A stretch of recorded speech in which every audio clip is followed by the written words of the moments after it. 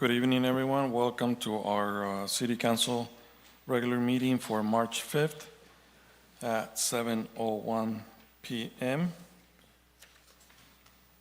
Can we please stand for the Pledge of Allegiance?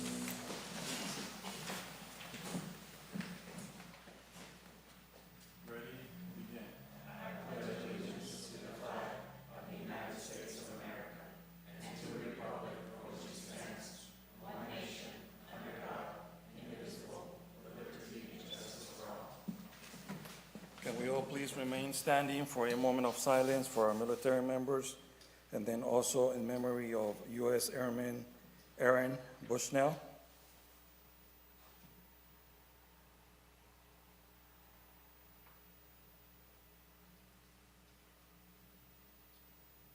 Thank you. You may be seated.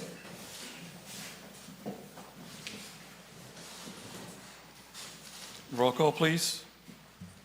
Roll call. Councilmember Mann. Present. Councilmember Soto. Present. Mayor Samra. Mayor Moran, I'm sorry. Present. For the record, Councilmember Roth and Mayor Pro Tem Samra are absent. Thank you. Closed session announcements. Thank you, Mr. Mayor. Item number 6 from closed session, liability claim by claimant Ricio Avila was denied by the city. Item number 7, liability claim by claimant Maria Arvalo was also denied by the city. No further announcements at this time, Mr. Mayor. Thank you. Next, we have changes to the agenda. Mayor, I was going to request, if the rest of the council will allow it, that we pull item number 5, since 2 of our council members are not in attendance today. Sure, I'm okay with that. Thank you. So maybe we can move that item for the next council meeting. That'd be great. Okay, so we need to have a motion for item number 5. Is that can you put that into a motion request? I'd like to motion to postpone item number 5, discussion and direction regarding whether to commence the process for establishing term limits for city council members, to our next regularly scheduled meeting. I'll second that. Roll call, please. Roll call. Councilmember Mann. Yes. Councilmember Soto. Yes. Mayor Moran. Yes, yes. Motion passes by a vote of 3-0. Okay, anything else?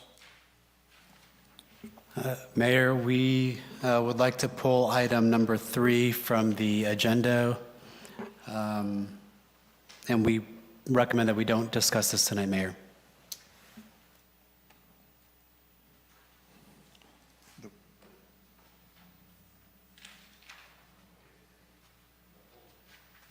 All right, and then I do want to request to pull item number 2 for separate discussion. If council is okay. Item number 2 for separate discussion.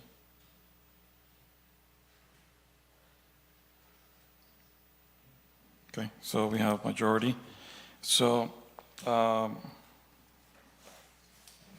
right. If I may, Mr. Lopez made a consideration to not discuss item number 3, to pull it and not discuss. That's correct. There's a conflict with another agreement that we have. Yes, of course. Thank you. All right. If this would be appropriate, when reading the item number 3, given by a staff report, I know that some of these, a contract would expend some of the funds from the city. I was just wondering, how did it get into a consent agenda? without discussion.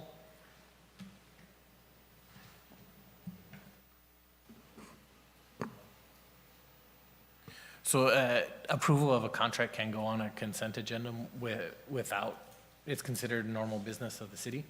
That's why council has the option to pull an item and discuss it or approve it in lump with all, I guess, together with all the other items on consent.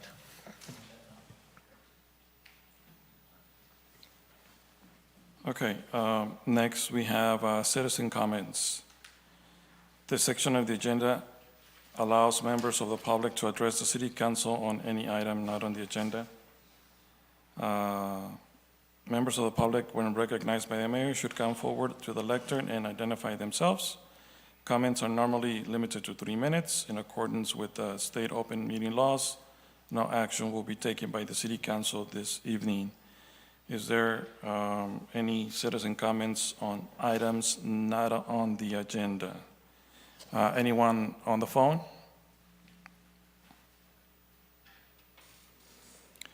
Hearing none, are there any citizen comments in the chamber? Seeing none, bringing it back to the dais. Next, we have announcements and reports. City staff announcements and reports. Gary Conte, can you help me with the right pronunciation of the last name? Conte. All right, there you go. Community Development Director, Planning Department update. Thank you. We're on, and that's all.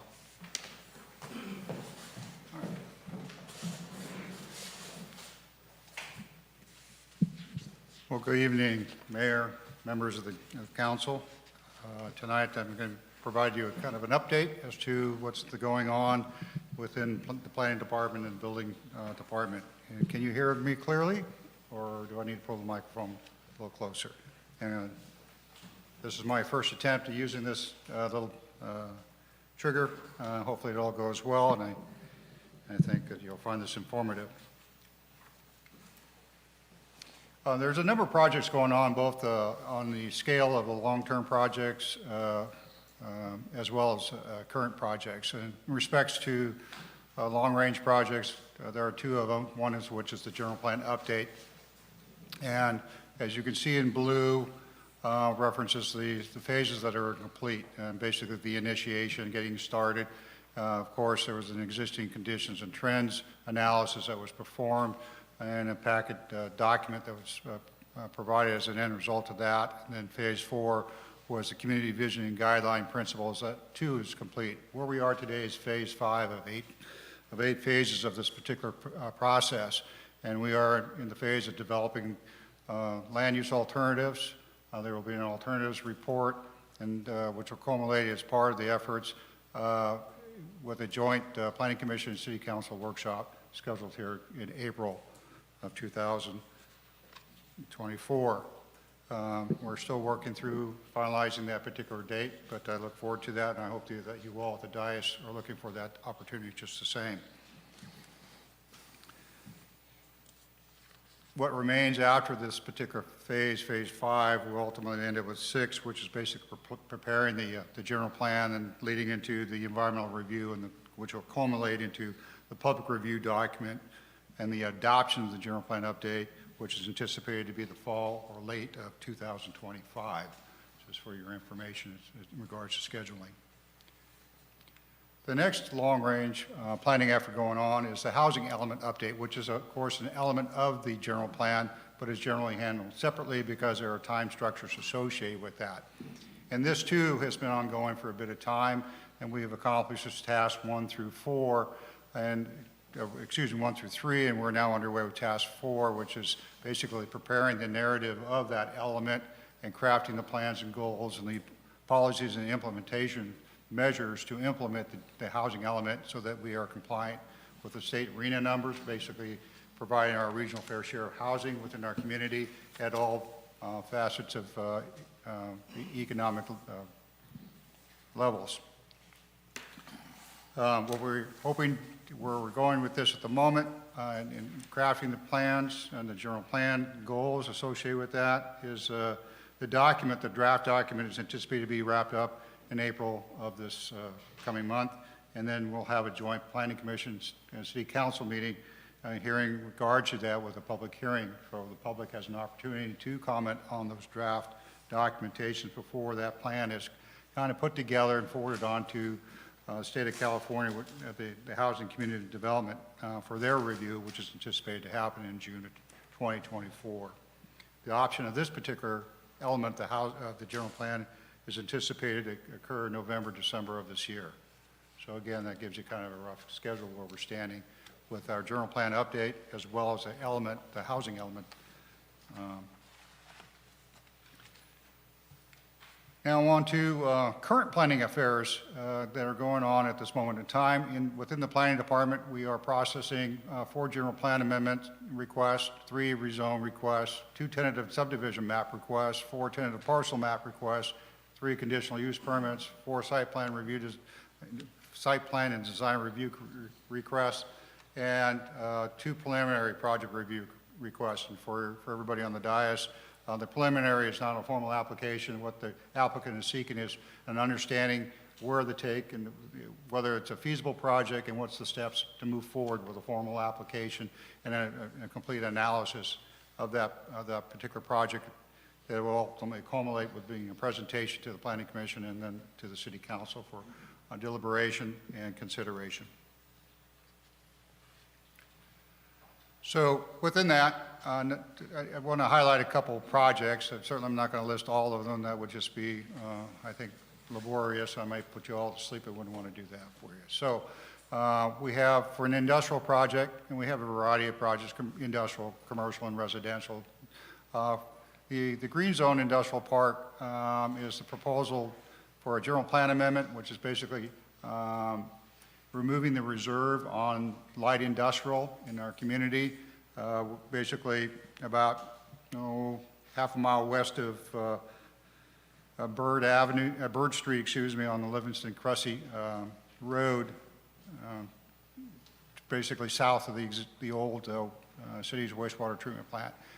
So basically, in addition to the general plan amendment request, the applicant's seeking to go ahead and subdivide 18.8 acres into 22 parcels ranging basically from 0.7 to 1.5 acres in size with a remaining drainage basin as well. Now, the current status of that particular project is it has been presented to the Planning Commission, and the Planning Commission has reviewed and made some recommendations towards that end that it was to be presented to City Council. However, the applicant asked for basically a continuance on the matter on an undefined specific date, and we're now working with the applicant to revisit this tentative subdivision map. Some of the concerns that the Planning Commission had were the access and traffic, as well as safety based on the particular location of the project, and as well as some other components that the applicant was originally looking towards, but has now ceased to pursue.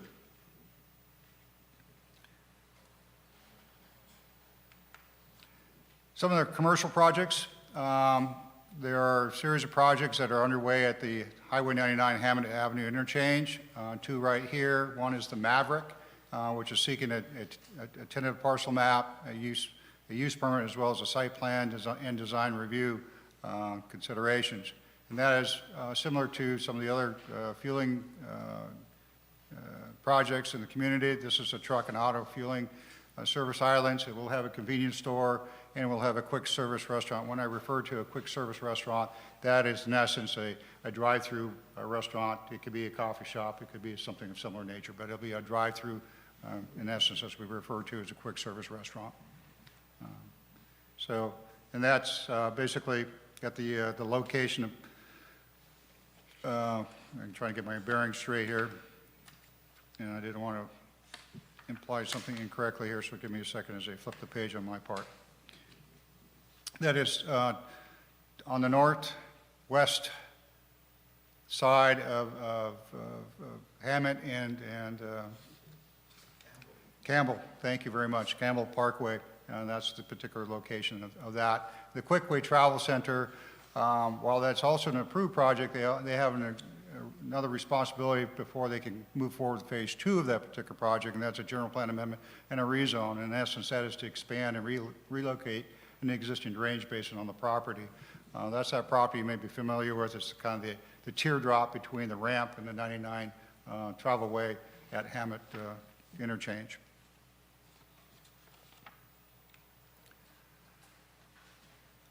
At 99 Winton Parkway interchange, we have a particular project, and again, another commercial. It's a tentative parcel map request, a use permit, and a site plan and design review consideration, and that is to subdivide 12.4 acres into 4 parcels ranging from 1 acre to 3.2 acres and having a 1 acre remainder associated with that. They're also seeking a request for a highway sign, 80-foot high, and it'll be, in essence, a car wash oriented facility, plus consideration for an auto repair center. And that's basically located on Del Rio Avenue, just north of the Best Western Hotel, for your orientation consideration. Residential projects in our community, we have a few of them, and I want to just highlight just a couple. We have one that's on its way right now. We're spending a considerable amount of time trying to move this particular project forward. It's a self-help enterprise, multifamily project. And consideration at this, in a sense, is a site plan and design review actually going towards the building entitlement.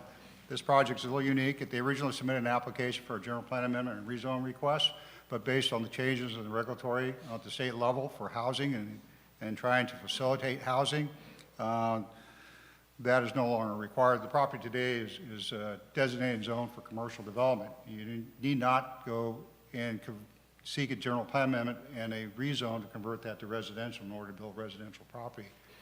More importantly, the state legislation also passed AB 2011, which basically lets a particular project, affordable housing project, move forward with the exemptions of requiring any discretionary actions. So this project will not be before the Planning Commission nor the City Council. This is going to basically kind of move right to the permitting stage for building.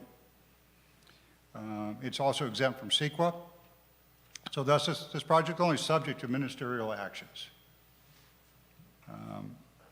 So this, again, as I mentioned to you, this will not be coming before you for your consideration.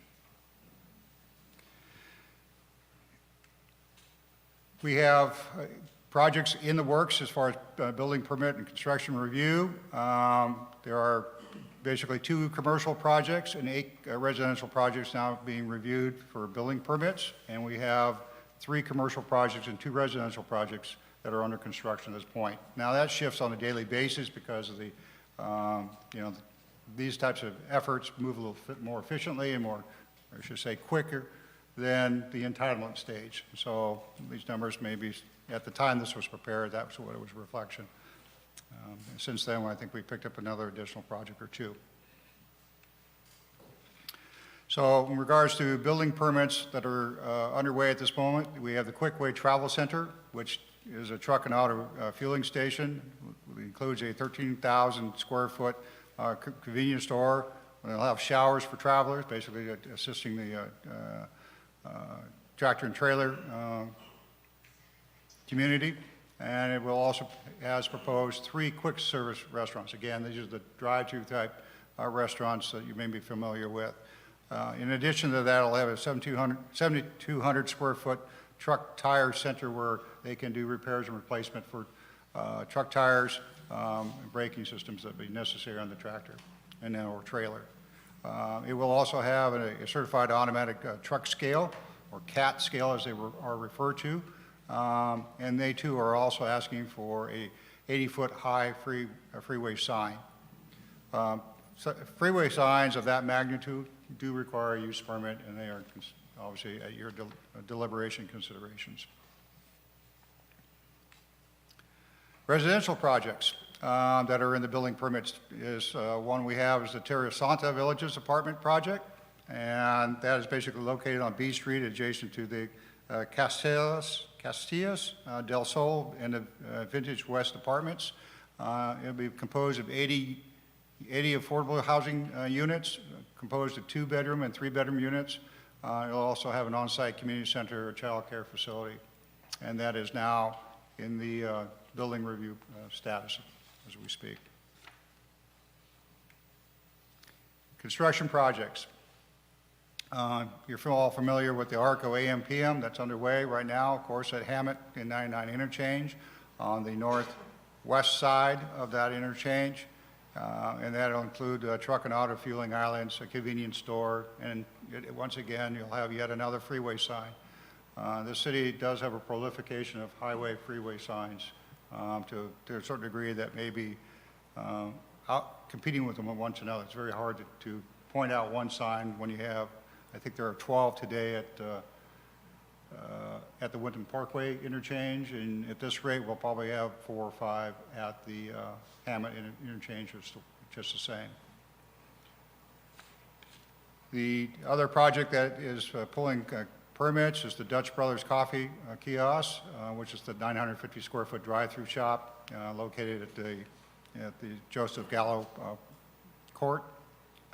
And it will offer outdoor seating. This is no indoor seating on this particular type of facility. And it too will be asking for an 80-foot high freeway sign, which has been approved. And that concludes my presentation. I'm welcome to answer any questions or comments that you may have. Thank you, Gary. Council, any questions, comments? Maybe it might be a good idea to start charging for every sign that has to go up and probably make extra money. Yeah. To be honest, there are communities that actually have the control of the primary signs and freeway signs. They may have it in an interchange, and the city, in those particular cases, actually are the ones that are leasing space for the advertisements of the signage space on the signs. And but obviously, we don't have that. We're not in that position. We certainly can if the city, it becomes their leisure to look at that kind of efforts as far as kind of providing more of a coalesced freeway interchange signage as opposed to being one sign for every project that's on the frontage of the highway. That's something that, if you have that desire, certainly we could investigate and present that to you for business. How would that work? Is that something that would ideally would be a recommendation from your department to look into, for us to look into, or or is that something that needs to come from the, well, in this case, how would it work, like, for instance, for Winton Parkway when there's already, you know? Yeah. Well, yeah, for example, certainly we would look from direction from the dais for considerations of revising, or I should say amending our city sign regulations, if that's a desire to look specifically at freeway highway signs. It's not uncommon, again, for jurisdictions to require that the signage at interchanges be more of a coalesced and comprehensive signage, and have a particular style in frame, and so that they're consistent throughout, so it should send a consistent theme or message that you want to convey along that highway. To pique one's interest, perhaps either stopping by to utilize some of those facilities that are identified in that signage program, and also to help, send a message about what your community is a little bit about, enticing community past buyers to actually come and visit your community for not only for those services that may be at that interchange, but actually come into your community because of the interest of your appearance. The 99 is kind of your window to your soul for this community. And this, obviously in that case, what is the message that you want to convey out to that passing motorist? Yeah, and then so if that was the case, what would end up happening with the signs that are already up? With the signs, they would be grandfathered in.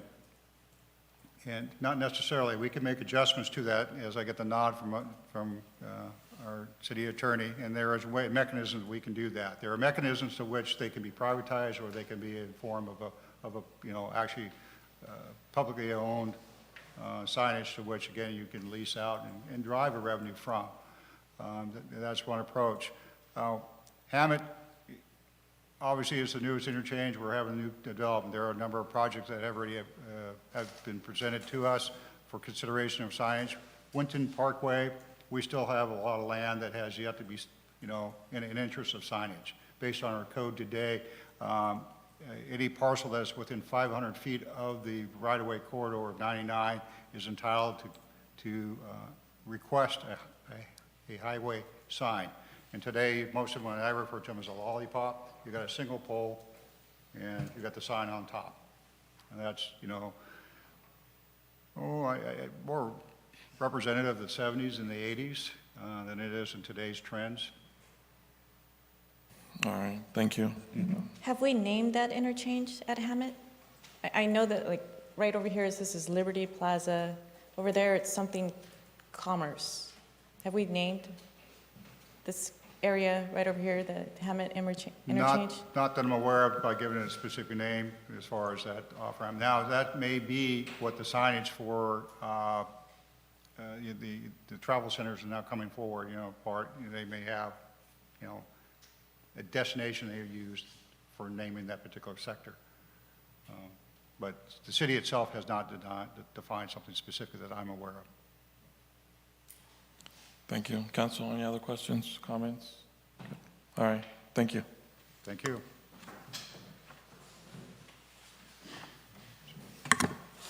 Next, we have city manager announcements and reports. Just one minor comment, Mayor. I had a chance this afternoon to meet with David Bates and Mike Hernandez, PCFs, through Merced County, and had a nice discussion about the history of the PCFs and the history of the Livingston Fire Department as it originated back in 1911, I think it was. And so good conversation that I had with them this afternoon, Mayor. Thank you. All right, thank you. Next, we have city council members' announcements and reports. Councilmember Mann. Thank you, Mayor. We did have our inaugural 4th of July meeting, and it went phenomenally. However, we can discuss more further details later on since we're discussing it as item number 6. Nothing else to report at this time, sir. Thank you. Thank you. Next, Councilmember Soto.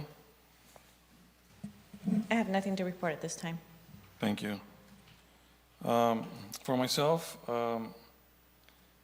just a couple of items. On Saturday, I had the opportunity to attend the Dream Big conference in Merced. This is an annual conference focused towards parents, specifically connected to education and how to support our kids going through the educational system. This was their 10th annual conference, and it's great, and its workshops were provided both with the same topic, both in Spanish and in English. So that was very helpful, and the keynote speaker was the UC Merced Chancellor, Dr. Munoz. So, and then after that, I had an opportunity to visit for the first time, the Cal Fire Training Center in Atwater at the Air Base. And I was able to be there for a couple of hours while they were doing some morning trainings. It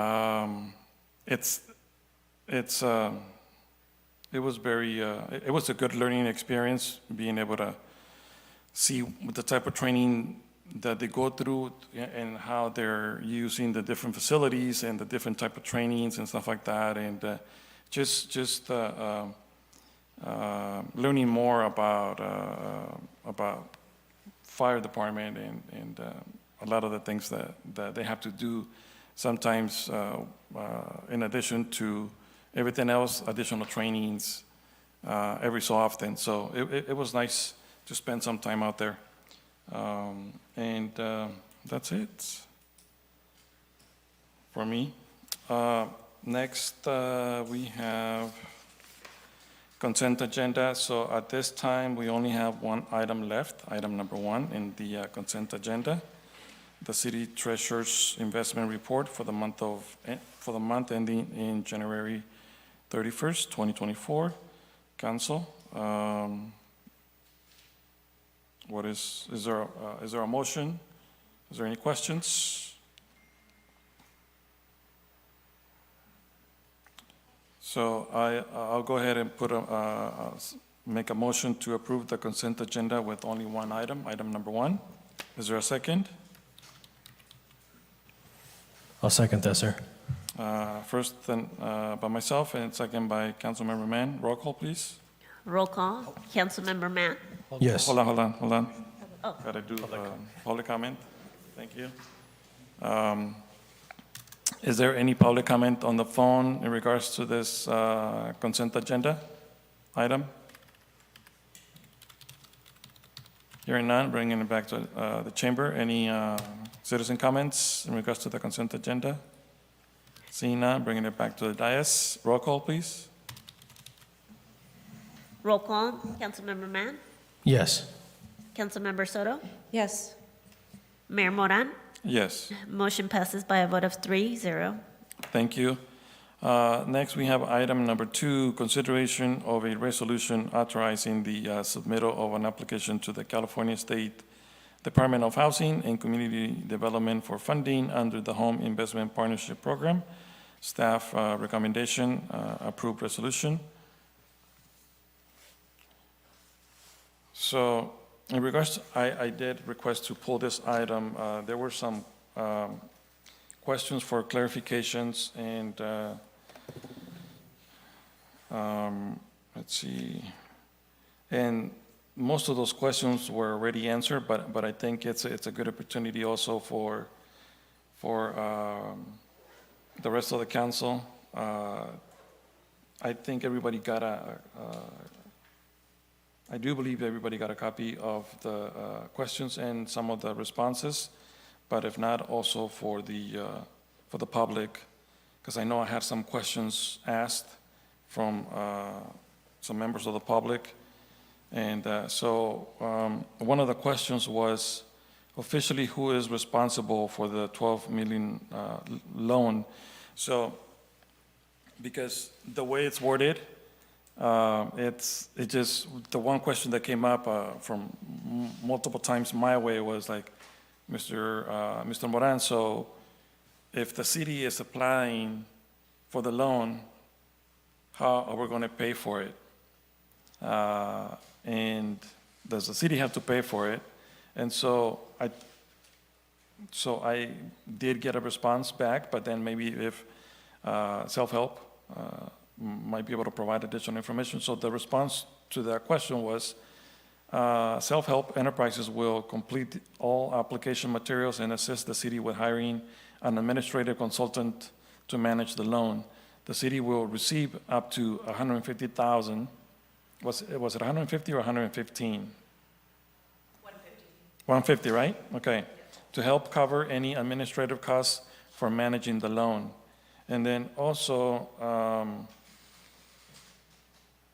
so let me just go through the questions first, and then we can probably add if there are any other questions. Another question was, who will manage the rental units? Self-help? The response was, self-help enterprises will develop and own the property. This is the same as our Casitas del Sol project on B Street in Livingston. We use a third-party management company, always with Integrity, AWI, to manage our entire portfolio of over 2,600 units.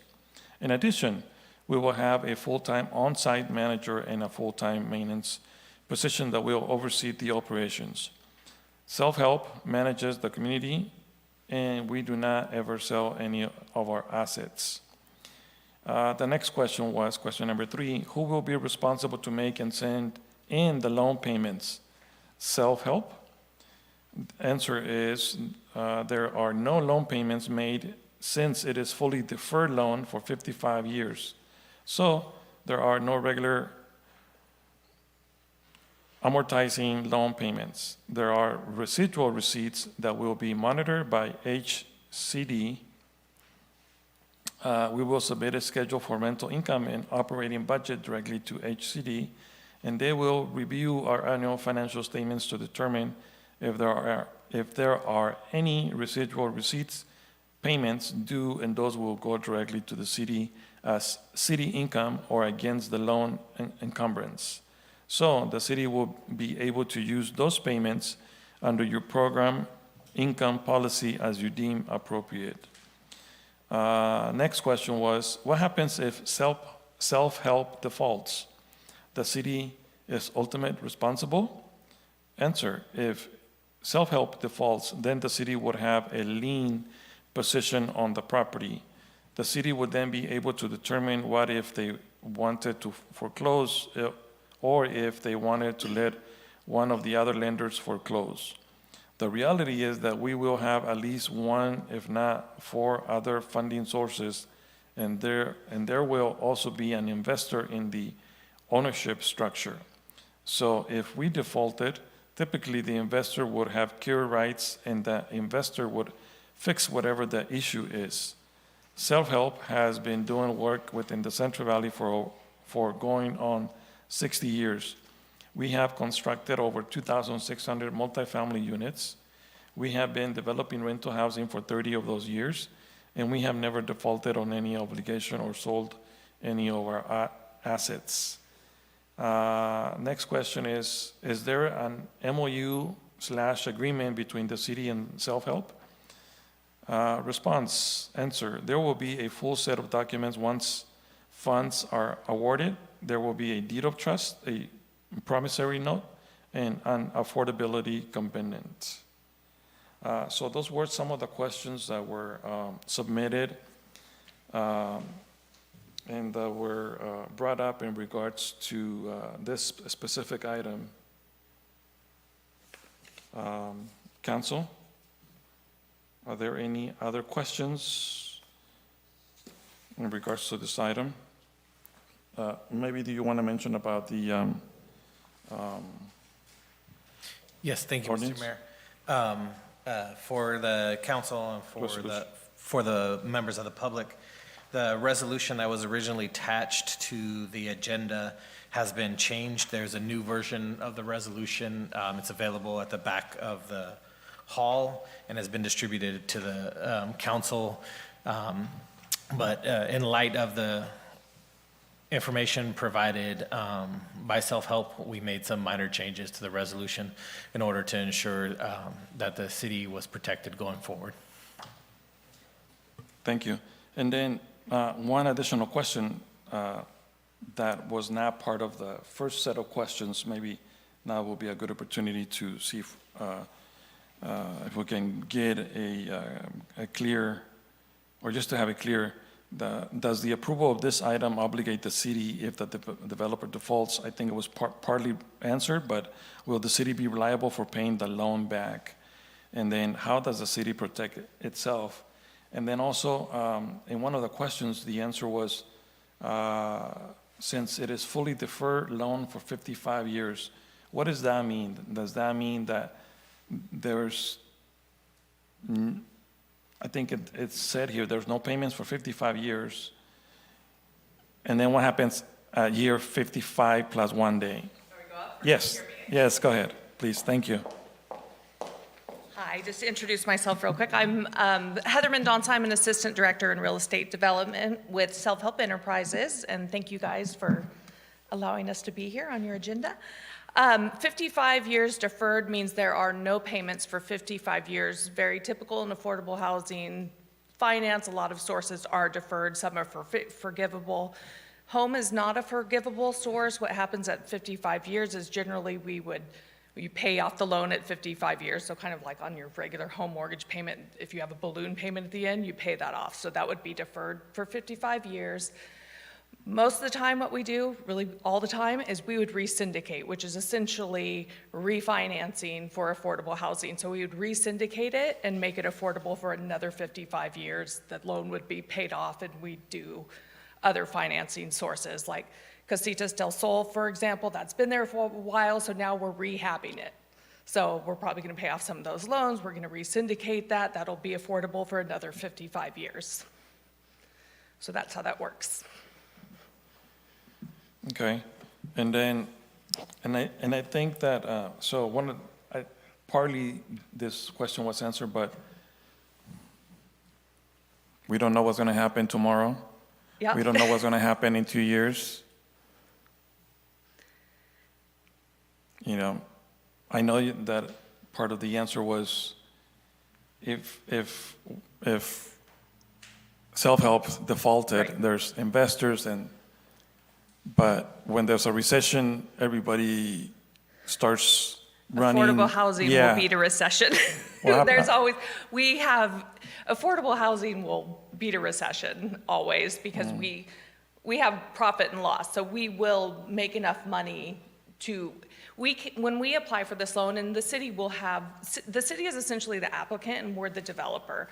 So the city will have access to all of our financials and they'll be able to see the cash flow throughout the 20-year, 55-year term, so you can see what we're gonna be cash flowing, because we know exactly what our rents will be and things like that. So unlike other housing, we know exactly what we're gonna make, we know what our expenses are, and we have to show that up front. Of course, your operating expenses do change annually because things go up, but generally, like I said, we've never defaulted, and HCD oversees everything, so when we draw funds from this loan, we have to do it just like any other construction draw or, anything. We have to prove we've spent this money, so say we're using some of the funds for site development or, clearing and grubbing. We have to show actual expenses just like a construction draw. We send those in, and then they send our funds after we show we've already paid, if that makes sense. Okay. I know it generally sounds too good to be true, but HCD is really good about this. They do it all the time. And like I said, we've been doing this for 30 years, so all of our properties, and we have multiple jurisdictions that we do home financing with and have several home loans on our properties. A lot of times cities will be able to do the home funding themselves, so we don't have to do it with them, but then same process, they just lend us the money. So it's pretty low expectations from the city. We do pretty much, we'll do everything. We cannot do full administration because obviously the city can't and we can't because you're the applicant, we're the developer. That's why HCD requires the funding administrator to be hired. So they kind of administrate the loan throughout the process, and we give them pretty much all the paperwork. All the city would have to do is, verify and sign just like we would have to do. Okay, and then this 150,000 set aside for? let me see. Admin? Yes, Yep, and that goes to the city and that's, to cover the cost of the consultant. And like if you have your own staff, obviously it's gonna take some staff time. You have to sign papers and and that will be the amount, the allowance for the next 55 years? yes, correct. And same thing, they'll draw down from that. You'll draw down from that as you pay consultants, or if you have staff time that you've used, you would draw down from that amount. And then once that loan gets refinanced, then there'll be an extra, Yeah, if we do another home funding, but the city will get that amount no matter what. You'll get the 150,000, but if we refinance, we don't always refinance and do another home loan, but if we did another home funding with the city, then you would get that again. Essentially, every time you do a new loan with them, you're gonna get that if the city does it. okay, Sometimes different amounts, every NOVA is a little bit different. yeah. Council, questions at this time before I go out for public comment? So, And one more thing I Yes. probably didn't clarify, because I was talking about the operating expenses, but as far as the city being in, like, if it defaulted, the investor is gonna pay off all the loans anyways because they have the larger position. So in the investors, we're talking Wells Fargo, US Bank, like your lien position is under theirs, so they wanna pay that off and they're gonna finish the project. They're not in a position where they need this project to work or they don't get their tax credits. So it's pretty minimal.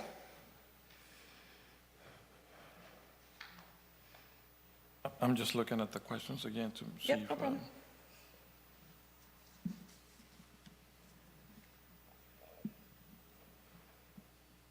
Okay. Have you had a chance to review the updated? I haven't seen the updated one. I wasn't aware it was a new one, but I'll look at it. Okay, so you have about 20 seconds. What was that? Why don't you tell me what was updated and then I'll, what was added in? Do you know? I didn't see it yet.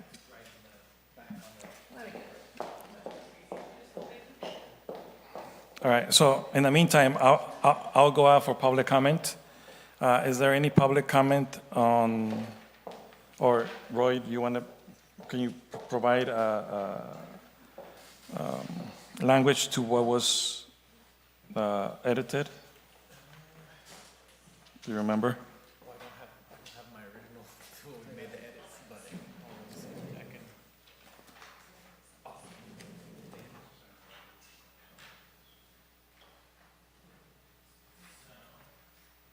Sorry, thank you, Mr. Mayor. In the whereases, the last whereas was changed to include that self-help housing had requested that the city of Livingston apply with the department for an allocation of home funding. And let's see. In addition, the second paragraph underneath the now therefore be it resolved was removed. And the third paragraph was altered to state, further, the city manager or their designee is hereby authorized to execute on behalf of the city of Livingston the required documents in a legal form approved by the city attorney. And under the now therefore be it resolved, the language of shall was removed, and it now states the city staff may submit an application to the department to participate in the home program and for an allocation of funds not to exceed $12,150,000 for the following activities and or programs. The bullet point underneath that was not altered. And that was the totality of the changes to the resolution. All right, thank you. So I'm going to go out for public comment at 7:48 in regards to this item. Is there any citizen comments on the phone in regards to item number 2? Hearing none, bringing it back to the chamber. Are there any public comments in regards to this item? Seeing none, bringing it back to the dais at 7:48. Council, any other questions, comments, suggestions, recommendations? If I may, if this is the same, I know it's not the same developer, but I remember in the discussion, because it was across from the school, we had at that time discussed about a walkway from, and I don't even know if this would have anything to do with the project, but if that would be something that could be addressed as they start developing, is to have some type of a crossing from that community area over to our school. Do you remember that conversation from way back then?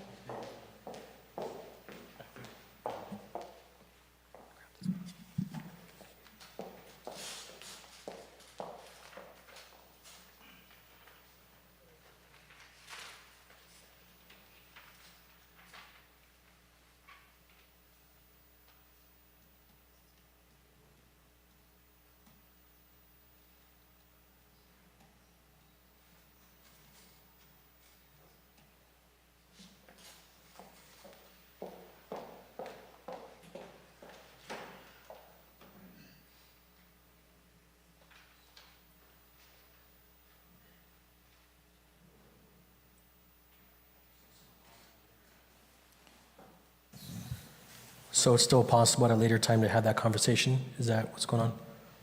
Sorry, I guess. When I was speaking with Council Member Soto, I was referencing a comment that Mr. Conte had made earlier about affordable housing projects, and I said what Mr. Conte would likely say is that because of the law changes, those normal regulatory procedures that we have, where you look at the planning process, don't typically apply now to the affordable housing projects. So in a situation like that, where a discussion of a pathway would usually be had during the CEQA or mitigation measures, it likely won't occur in this project. Thank you, sir. All right, thank you for that clarification. So, is there any additional comments from self-help at this moment? Yeah, I looked at sorry, that was obviously done very late in the day, I think, and I was not notified of that. It really looks like just one paragraph was taken out, which doesn't really affect this. And in the end, HCD is going to review it anyway. So if we are awarded funds, the city and self-help, they're going to come back and tell us, like, we need this we need this verbiage change. But yeah, for us, that's fine. All right, Not a big deal. thank you. You're welcome. Council, is there any additional questions, motions?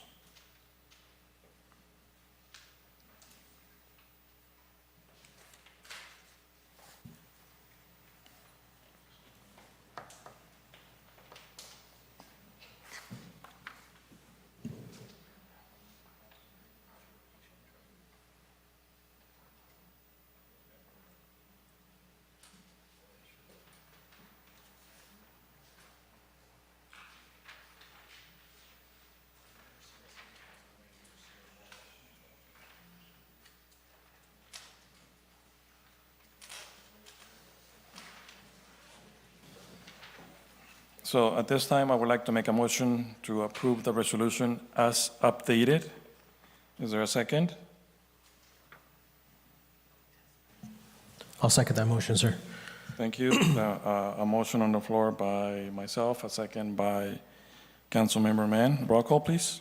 Roll call, Councilmember Mann, Yes. Councilmember Soto, Yes. Mayor Moran. Yes. Motion passes by a vote of 3-0. Thank you. Next, we have item number 4. Next, we have discussion and potential action items. Item number 4. Consideration and direction to prepare a request for proposal regarding the selection of a firm or recruiter to conduct the recruitment of a permanent city manager. Staff recommendations. Direct Ms. Cruz, Human Resources Coordinator, and the City Attorney's Office to prepare a request for proposals regarding the selection of a firm or recruiter to conduct the recruitment of a permanent city manager. Legal? Thanks. Thank you, Mr. Mayor. This item is just a request for direction. We believe that in order to prepare the RFP, we needed that formal direction from council. Once the RFP is drafted, we will bring it back to council for approval and then submit that RFP and seek either probably in combination we will target both individual recruiters and known firms that engage in the recruitment of city managers. Is there a timeline in regards to potentially the time it will take for a proper recruitment process? I can give council kind of general based on my experience. That's something that we would likely flesh out more once the recruiter is selected. But the goal would be to try to have something to the council by the first meeting in April to submit out the RFP. So I'll work with RC to get that developed quickly so that we can get it ready for the council's review. Thank you. Council, any other questions before I go out for public comment? I'm going out for public comment at 7:55. Is there any citizen comments on the phone in regards to item number 4? Hearing none, bringing it back to the dais. Bringing it back to the chamber. Is there any citizen comments in the chamber? Seeing none, bringing it back to the dais at 7:55. Council, questions, motions, or actually direction? So I'm okay with giving direction to to move forward and bring back an item in regards to the recruitment of a firm or a recruiter to conduct the recruitment process.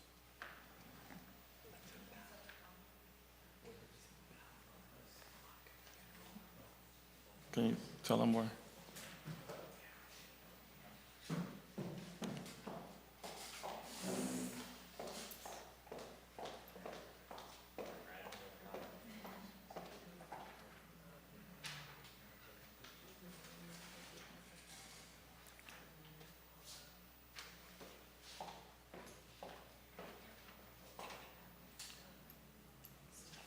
We're just taking a very 2-minute break.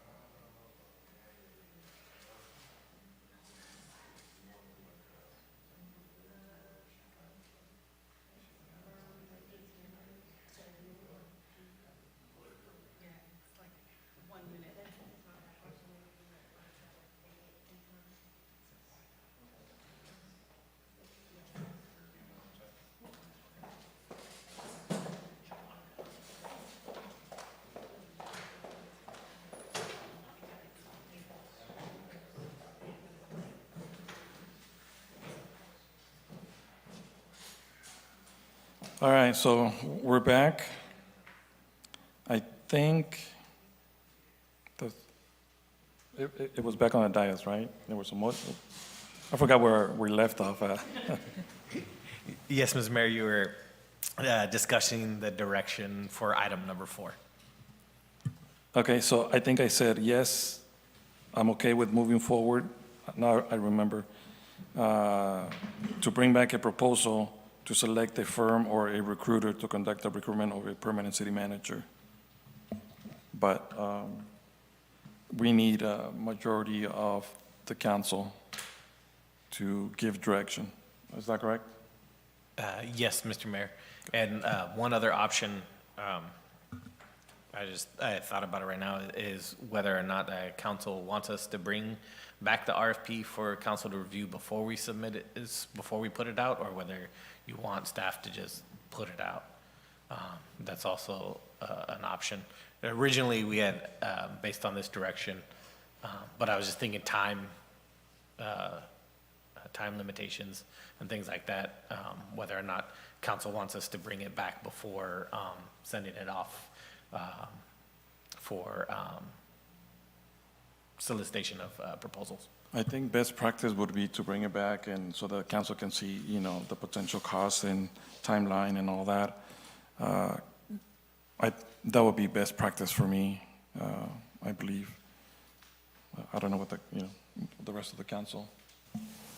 I agree, sir. I agree with your directive in moving forward and bringing back the RFP for approval. Thank you. Okay, thank you. And once we get the council approves the RFP and it goes out, when we get the proposals back in, those proposals will also be brought to council for discussion and selection. So what would, I know it's, the discussion is RFP, but I'd rather not. I don't see, I'm satisfied with the leadership we have in place. And if that could be probably a further agenda item to place there to offer Mr. Lopez a permanent position rather than to go out to RFP.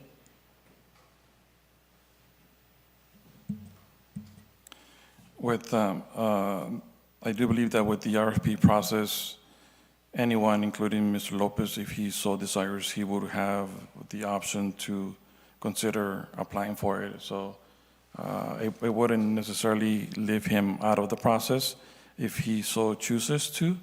But this way, it would open it up and to the process and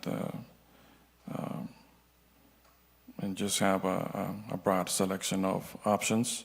And but I don't think it would impede that option if he so chooses to when the time comes. The way I'm looking at it is that it does open it up to a broader selection. It also will not prevent another city manager coming in from applying. And I don't want to open up that opportunity.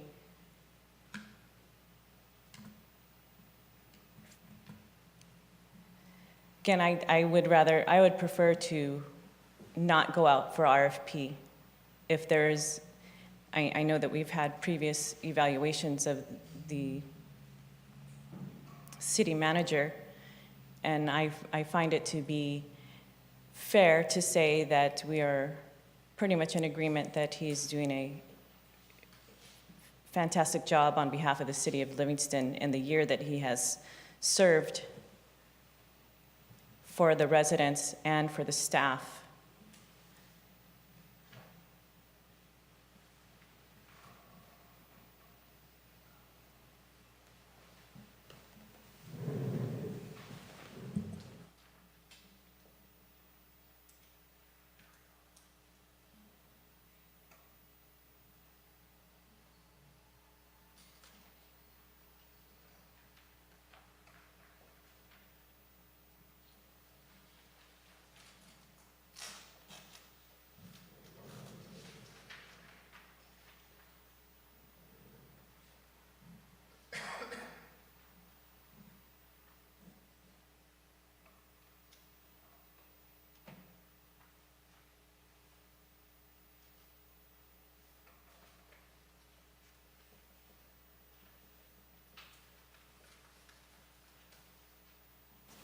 While there's deliberation up here, I would like to second what Councilwoman Soto mentioned about Mr. Lopez's performance in the last year, and to formally say I really hope that you do put your name in the hat.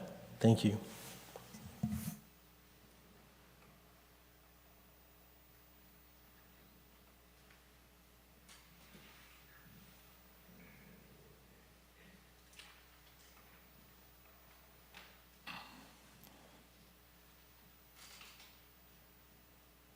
So there's a motion on the floor. Was there a second? I did second your motion. Okay, so we have a first and a second. Is there any further discussion? We can, we got to go through the process unless we pull the motion. Or we also have the option of moving this item until next meeting when the other two council members are on the dais. We can continue this item, yes. So that is an option. So for the moment, I'm going to go ahead and pull my motion. So there's no motion on the floor for consideration of moving this item for continuation until next meeting. But there's also, we need direction from the rest of the council. So for the motion to move, if the council wishes to continue the item to the next council meeting, it would need a motion and a second, and then based on the absence of Councilmember Roth and Mayor Pro Tem Samra, it would need to be a unanimous vote in order to move it to the next council meeting. So council, what is your wish? Is there any further discussion, comments, questions, suggestions? I'm okay with your suggestion in moving it forward, sir, to the next meeting. So I'll go ahead and make a motion to continue this item until the second meeting in March. Is there a second? I'll second that, sir. So roll call, please. We have a first and a second. Roll call, Councilmember Mann, Yes. Councilmember Soto, No. Mayor Moran. Yes. Motion failed by 2-1. All right, thank you. Next item, we have item number 6, discussion and direction regarding the 4th of July Standing Committee recommendation, including the following: changing to an ad hoc committee, overall budget, and the schedule of events for the 4th of July event. So Mayor, I put the staff report together, but I know that we have a chair of the standing ad hoc committee. I'm happy to provide the report, or if the chair of the committee prefers, I'm happy either or. If you would, please. Sure. So Mayor and Council, the standing committee made up of Councilmember Mann and Councilmember Soto met last week to go over the potential logistics for a 4th of July event. There was a discussion related to a schedule of events, a budget, and other components of the event.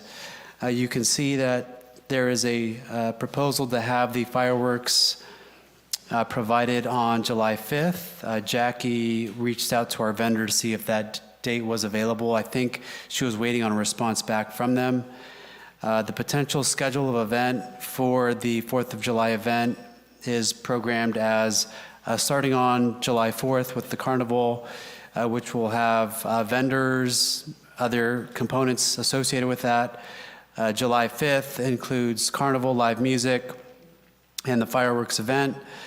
Saturday, July 6th would include a carnival again, live music, potential car show, beer garden and vendors. That beer garden and vendors are also for July 5th.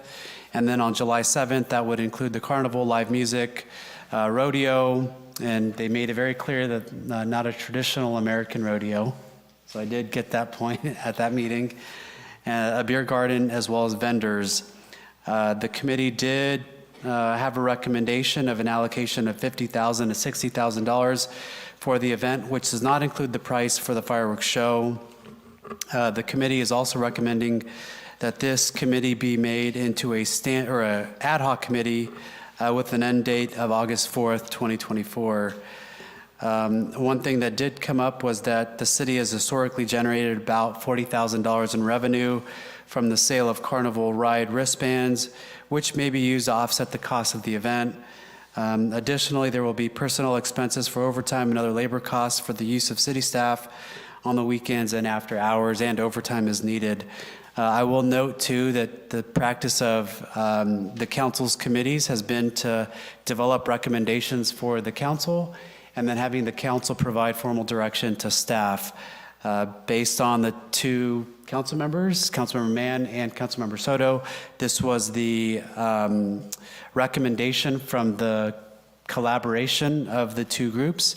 We did make it known, based on new programs that Recreation is providing to the community, that the ability for Recreation to provide staffing and oversight for this 4th of July event is very limited. They would be unable to do so as a result of new programs that were started, including Junior Giants and other swim programs that are going on at this time.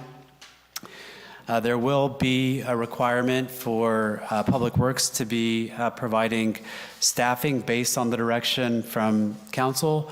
And then finally, too, we should also note that PD, there was a big push to have additional enforcement activity during the 4th of July period last year. And so we will want to make sure that the council knows that any sort of allocation from the PD side for this event will obviously have an impact on what enforcement activities are done by PD if they were to be a part of this event.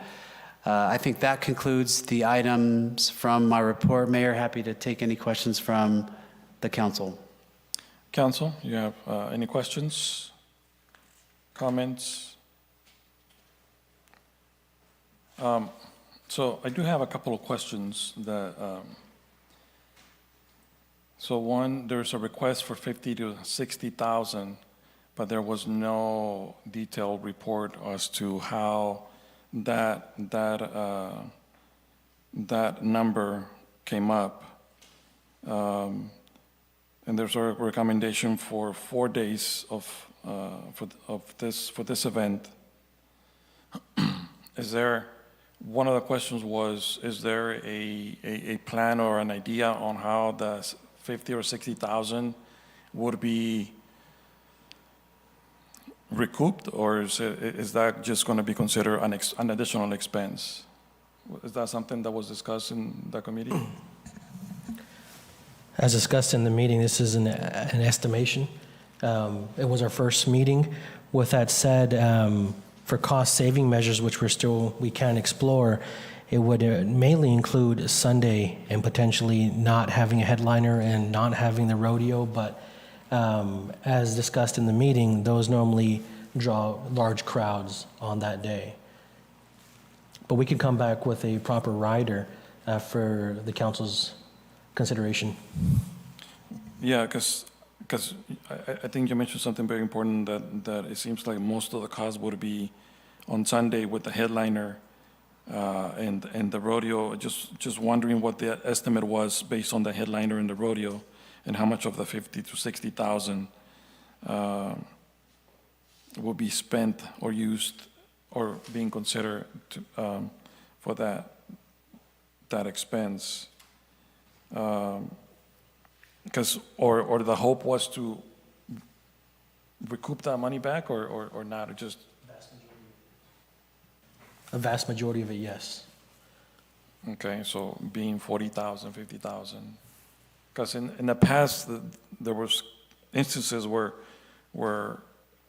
at the end of the day, the city was still responsible to help pay for the extra expenses running between around $10,000 to $15,000. So, that was always, or mostly, or in some instances, that was the case in the past. And then, because then again, considering that recreation would probably, because they're already too busy, there's more manpower needed. And then, was fundraising or donations being considered at this time? So at this time, we will go out for sponsorships and donations. That's not in this report of how much revenues, but how that is offset is the pre-ticket sales. So that at least 40,000, I can't really peg a number on it until we sell the tickets. So that money will be recouped back in the end once the I forget what that's called at the end when we go over the numbers between the Carnival Show, Paul Maurer shows, and the City of Livingston. Another thing that I wanted to address was that you brought up there would be an ask for about 10 to 15,000. So the council had already approved.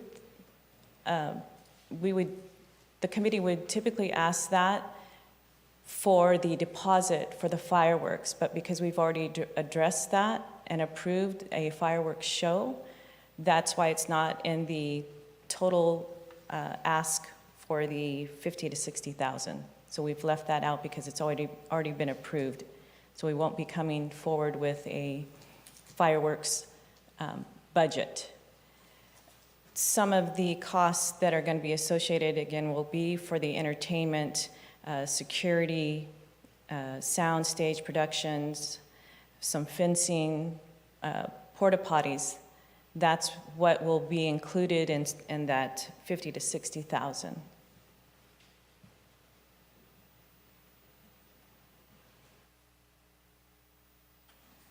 Is it that you, I don't know if I think somebody did mention or not, security.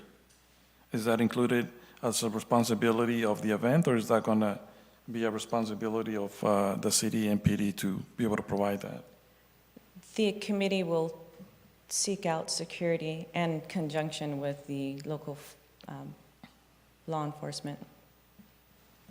That's what I took from the meeting as well, was it'll be in conjunction. So it wouldn't all be on LPD. We would have an agency there helping out, so that way we can make sure the streets are safe as well.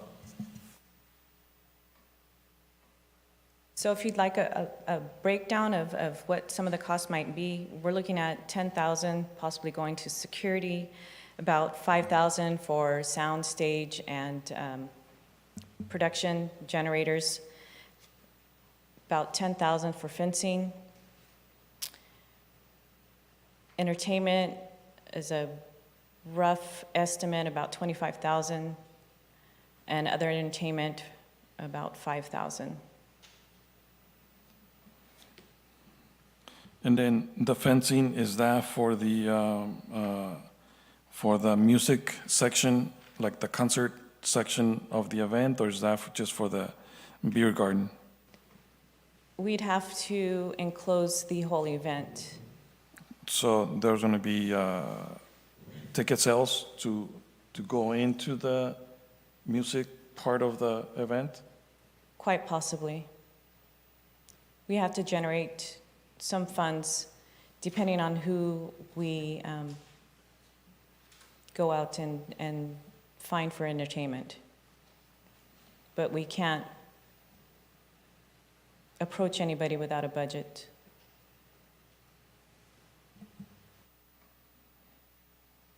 Okay, and then so the committee itself will be responsible for handling all the funds, the expenses, and the ticket sales and all of that. Is that whoever once the committee is handling money, is there a plan to, like, I don't know, I'm just thinking, like, for instance, when there's a basketball game at school, ticket sales, that those numbers get figured out right there and then, the same night after the game, and then those funds are taken to the principal's office to the safe. Is that what the plans are, or how does that going to work? So typically how that works is that we do our ticket sales through the city hall while they are in operation, the 8 to 4:30. The committee, once we meet with Paul Maurer, we will have tickets on hand, and those will go out to members of the committee to sell in the public. But our account still is through the City of Livingston, where many of the funds will be there. And I know in the past we had an off-site account so that we would be able to make deposits when the city hall was closed. Did that answer your question? Kind of, so there will be an opportunity for ticket sales on site the day of. Correct. On site at the event? Yes. Okay, But they will be, like previously, they will be at a higher price. That's why pre-sale tickets are important to the committee, so that we offset the cost that we are asking for. and then all of the vendors, including the entertainment, they would be paid by check. Once we have come to the final end of the event, we come together with Paul Maurer Shows, the committee, and we reconcile, that's the word, right? The funds that were brought in, then we can issue checks out. So, I mean, like the other entertainment or the rodeo. All those will be paid the day of the event Cash or by check? by check. It would have to come from From our the city? account with the city. Okay. And then, so do we have an idea of, so if this changes, then that means going from the standing committee to an ad hoc, that means there's going to be no need for the 72 hours requirement to post the time of the meetings and so on. Is there going to be a specific day, like, so for instance, if volunteers want to attend those meetings, do they know like it's going to be every Thursday at 5 o'clock in City Hall? Or are those meetings going to be scheduled just with members of the committee and then somehow hoping that if any volunteers or residents want to attend those meetings, they can hopefully find out when those meetings are? So my question is, how can they find out to make sure that there is support and volunteers come to it and stuff like that, attend those meetings? Once we have direction of a standing committee, we will come together and decide of a permanent place to meet, establish a meeting date and time, and it would be preferably in the evening where we can attract more volunteers or interested residents or anybody throughout that wants to participate and volunteer for the committee. And then Roy, also, so if for an ad hoc committee, like currently we have 2 council members in the standing committee. If it becomes an ad hoc committee, there's no requirement that both have to be present. Is that correct? That's correct. It provides, the ad hoc status provides a little more flexibility to schedule meetings. As currently formed, both Councilmember Mann and Councilmember Soto must be present in order to have a meeting of the July 4th Standing Committee. So besides Councilmember Mann and Councilmember Soto, who else would be part of this? Well, that depends on who shows up and who wants to be part of that ad hoc committee at that time. It's open to the public, and the council can, at their discretion, choose to appoint additional members to the committee, should it desire. But all meetings would be open to the public. And so in that case, how do people become part of that ad hoc committee? Other than being appointed by the council. So if someone shows up, how does that person become part of the ad hoc? So the only way to become part of the ad hoc committee is to be appointed by the council, the same as the standing committee. But any member of the public can show up at the meeting and participate. They can't be denied. They can't be refused to participate in the ad hoc committee. It's a public, even though it's not subject to the Brown Act, it's still a public meeting. But decisions have to be made and can only be made by both Councilmember Mann and Councilmember Soto? Well, decisions will be made by the council here. Correct. The ad hoc committee, just like a standing committee, would only provide recommendations. It would be at the discretion of a majority of the council whether those recommendations are adopted. So it will still come back no matter what? Correct. Okay. Mayor, the status was, we requested the status change to not hinder future meetings. It gets really difficult with clashing schedules with everybody that's been helping out so far.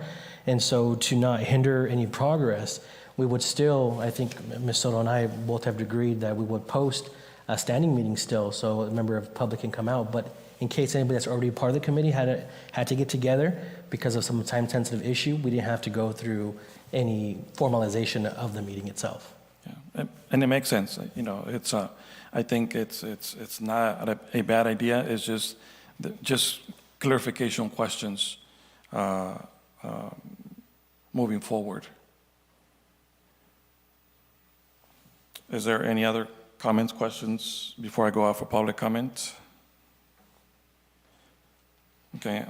Is there any public comment on the phone in regards to item number 6? Hearing none, coming back in to the chambers. Any public comment in the chambers in regards to item number 6? Bringing it back to our dais at 8:27. Council, what is your direction?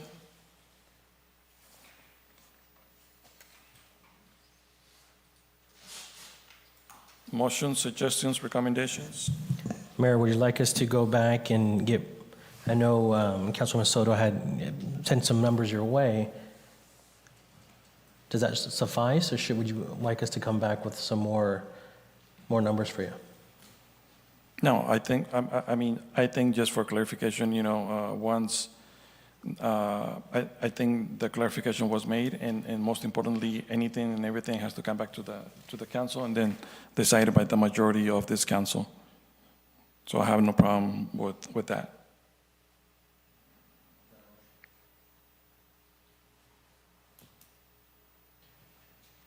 Can I offer a friendly suggestion? Go ahead. For changing the ad hoc, the standing committee to ad hoc committee, I would recommend doing that by a separate motion so that we can clearly establish the parameters of the ad hoc committee and the expiration of the ad hoc committee.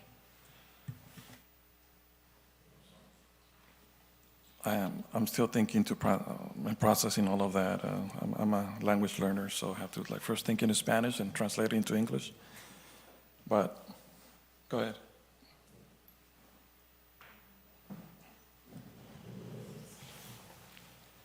You want a separate motion for that specific? I'd like to motion for the change the committee from a standing committee to an ad hoc committee with an end date of August 4th, 2024. And then briefly what the scope of the committee would be. The scope would be to assemble and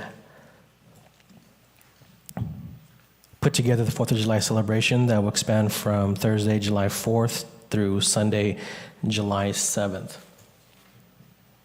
Thank you. So there's a motion on the floor by Councilmember Mann. Is there a second? I'll second it. We have a first and a second. Roll call, please.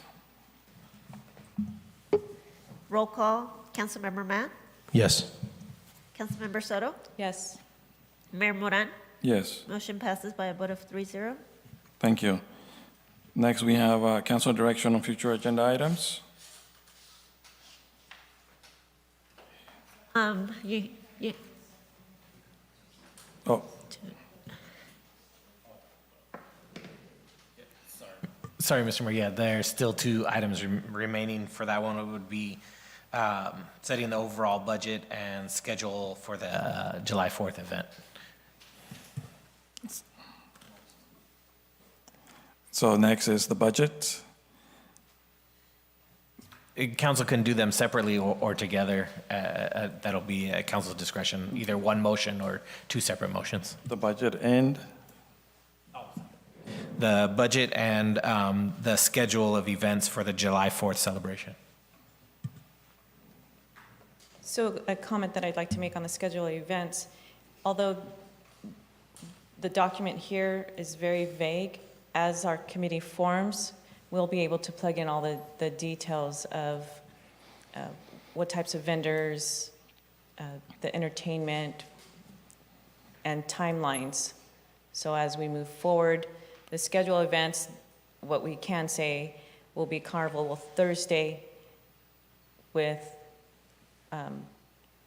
actual planned events that will include entertainment and vendors would be Friday the 5th through July 7th.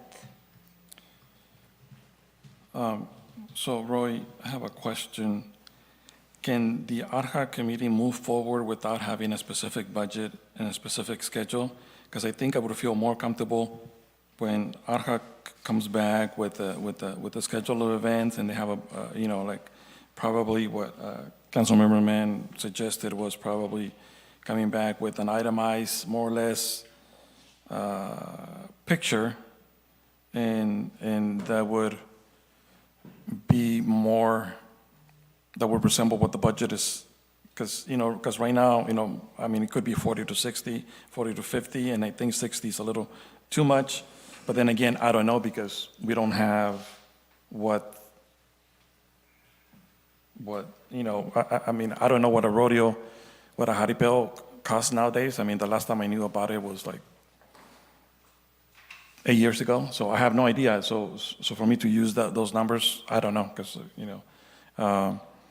so would that be an option for ad hoc to go out and come back with that? Yeah, there's nothing legally prohibiting the ad hoc from coming back at a later time with a more detailed budget.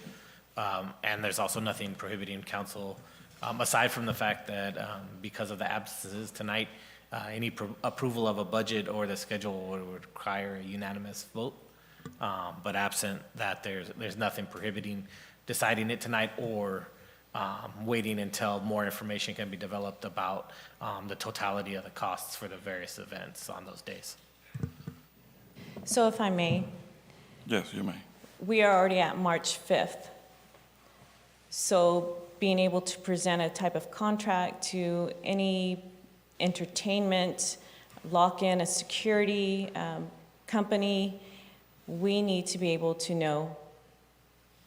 We have a roundabout estimate of what we are going to spend in those areas, but in order to get a contract or even seek different vendors, entertainment, and companies, we need to have a budget for it. So if you want me to go over the estimate of each area, and I may be leaving something out, again, the 50 to 60,000 is our best guesstimate of how much we're going to have to expend on any of the event parts of the program. As, if I may, as Councilwoman Soto had mentioned, the way I interpret it, it's almost like catch-22. I think Ms. Soto even mentioned earlier tonight that we need to know what the funds are. This is from our sources that are going to be actually getting these contracts for us. We need to know what the budget is. One kind of happy medium would be to move forward with a kind of like a tentative budget from 50 to 60,000. Then we can move forward and see what we can get with that, and then come back to the council, kind of halfway. How does that sound? I can agree to that. If we could have the allocation of the suggested budget of 50 to 60, then we'll have a better idea of that we can lock in a jaripeo at $8,000. There would be a exact number for you, but we would know, we would have a better idea of what we can expend going towards entertainment, if it would go along with the more broad scheduling that we have. We'd be able to, within, I don't want to make any promises, but we need to act fast. But within the next 2 weeks, we could have another, within that time, before the next council meeting, have a better idea of who we can find and how much they're asking, and possibly how much we can negotiate with them, and at the same time be seeking out donations and sponsorships to offset some of the costs that we're asking. Yes. So for clarification, and just to make sure that I'm understanding this correctly, so $50,000 to $60,000 budget, and then in 2 weeks, ad hoc will still be able to come back with a line, an idea of a lineup and more specific numbers and costs, and then it would have to be reviewed and approved by the council. Is that correct?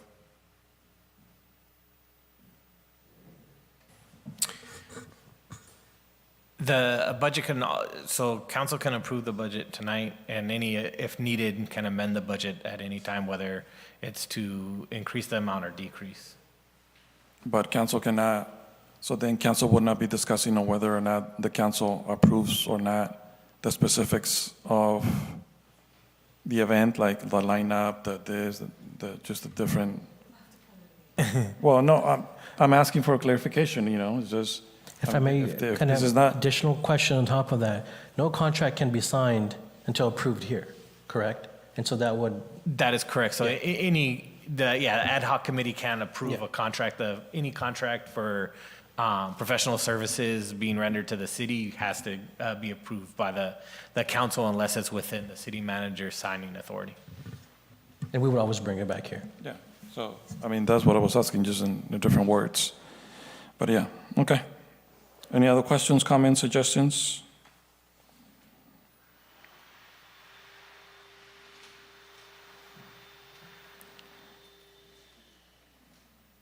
Yes.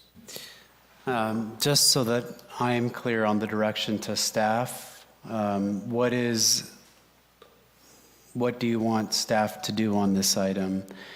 I'm hearing, a more refined cost estimate for the various components from the July 4th date to July 7th. We can certainly get that to the council, and at that point, we might have all 5 council members here to provide some input. Is that something that the council would like to refine, and then we can bring that back and get some estimates that's more refined?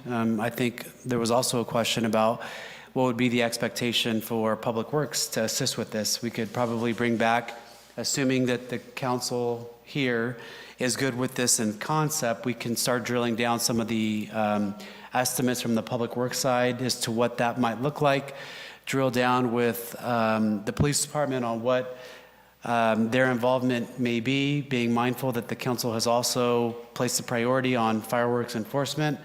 So at the next meeting, if this council directs us to do that, we can certainly get more details from Public Works related to personnel and labor expenses that are expected, get some more refined details from PD with respect to what that involvement would be, and then drill down the budget so that the council has a better idea as to what those components are. If the council's okay with that, we can certainly do that. I just want to be clear on what the expectation is for the next item that gets brought forward to council. Good point. And I think that it would be a good idea to come back with whether 3 days or 4 days, that way we don't have to keep on going back and forth. So,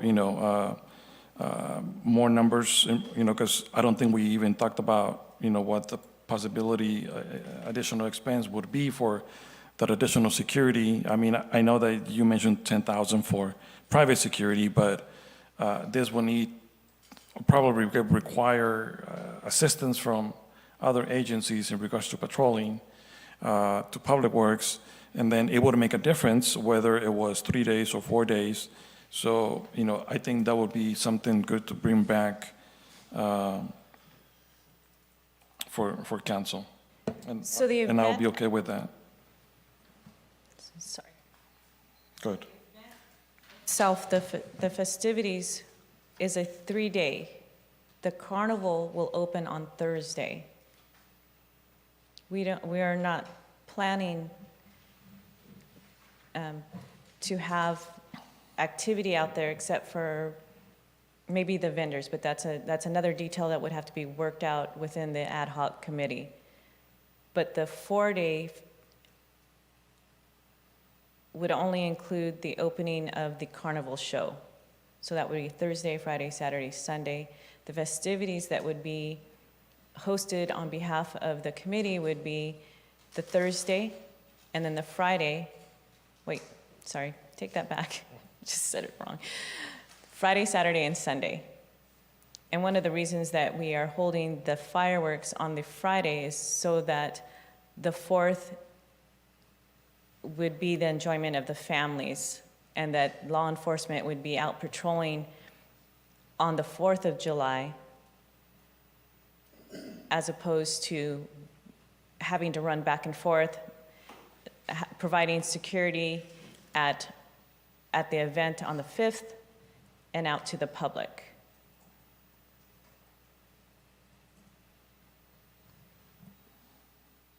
Yes, I think you're correct with that, but also even if it's just the carnival and vendors, there'll probably be need assistance from Public Works.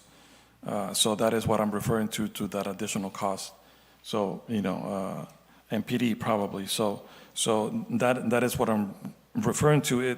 I understand that here, what's in the staff report, there's no live entertainment or anything like that, but there's going to be that additional possible expense from the different departments. That's what I was referring to, just for. It's stated on the bottom. Additionally, there will be personnel expenses for overtime and other labor costs for the use of city staff on the weekends and after hours. So that would be something that I believe Mr. Lopez had suggested, that the next time Anthony could come back with what would happen with the Public Works, and Chief Ramirez would come back with what it would take on his side of the department. So with that said, that would be my recommendation, anything else? Mr. Lopez, did that? If the council is all in agreement of getting the details related to PD's involvement, the Public Works involvement, nailing down some of the specific line item costs for the various components, if that's the direction by the council, we can certainly get all of those items and go over them in the ad hoc and then make a recommendation to the council. If the council's okay with that, we can certainly do that, Mayor. Yes, I'm okay with that. Okay, and for the record, Mayor Moran, Councilmember Soto, and Councilmember Mann are all in agreement on that, Mayor. Thank you. All right, thank you. For going forward, just wanted to add to that, if possible, if we can maybe get together early next week with that, if that's an appropriate timeline, so we can really jump on this. Thank you. All right, thank you. Next, we have council direction on future agenda items. Seeing none, thank you very much. Meetings. I would like to bring back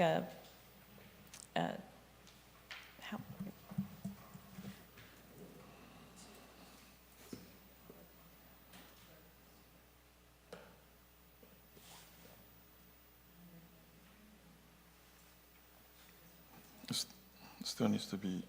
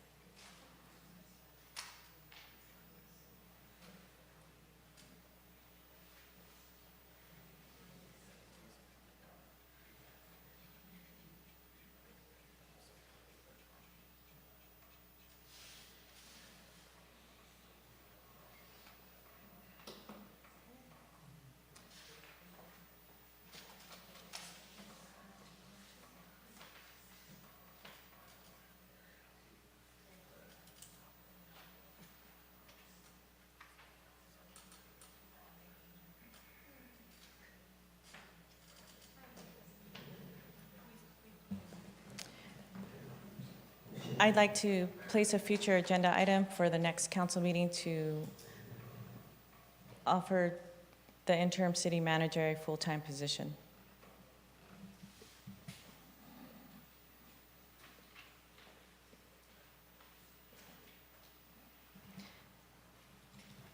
Did I put that into a motion, or do I give a second?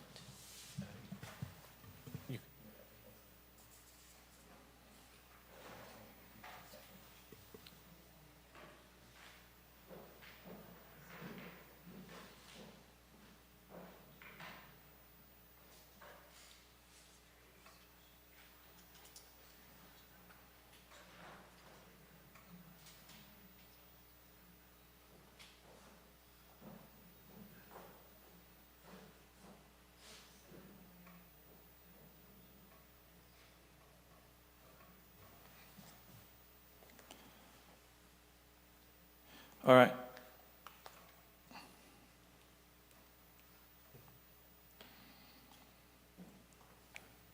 All right, closing the meeting at 8:47. Meeting adjourned. There-